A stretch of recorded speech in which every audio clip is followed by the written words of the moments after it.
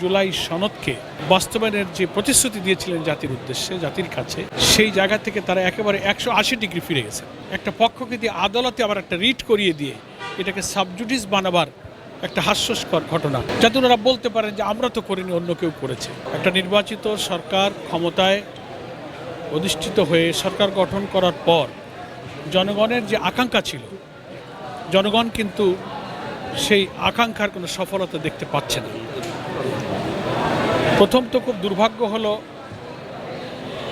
সহস্রাধিক জীবনের বিনিময়ে প্রায় 30-40 হাজার মানুষের ক্ষত বিক্ষত আহত রক্তাক্ত স্মৃতির যে জুলাই জাতীয় সনদ, যেখানে বিদ্যমান রাষ্ট্র কাঠামোকে পরিবর্তন করে একটা নতুন বাংলাদেশ, দুর্নীতি, স্বজনপ্রীতি, দলীয়করণ মুক্ত,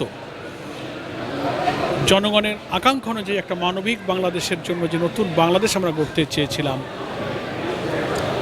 বর্তমান সরকার ক্ষমতায় আসার পর পার্লামেন্টের চলমান সেশনে যে বক্তব্য দিয়েছেন বা এর বাইরে তাদের নেতৃবৃন্দ যা বলছেন, তাহলে আলটিমেটলি তারা জুলাই সনদকে বাস্তবায়নের যে প্রতিশ্রুতি দিয়েছিলেন জাতির উদ্দেশ্যে, জাতির কাছে, সেই জায়গা থেকে তারা একেবারে 180 ডিগ্রি ফিরে গেছে।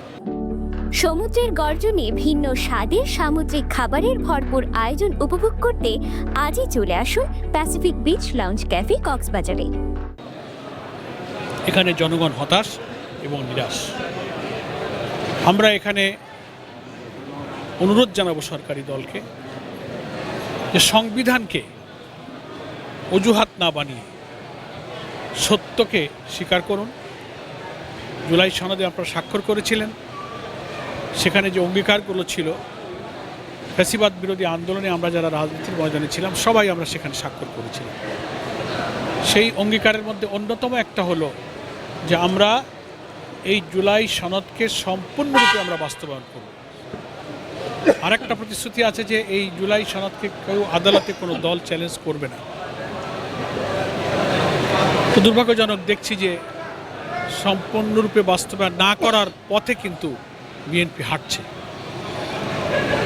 অথচ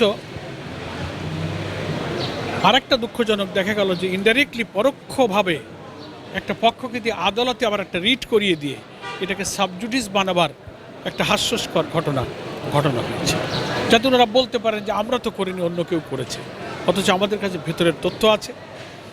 অ্যাটর্নি জেনারেল অফিসকে, অ্যাডভোকেটদেরকে নানানভাবে ইনডাইরেক্টলি ইঙ্গিত করা হয়েছে এবং সরকারের পরোক্ষ মদদেই কিন্তু রিটটা হয়েছে। তো এগুলো খুব দুর্ভাগ্যজনক, এটাকে দ্বিচারিতা বলা হয়।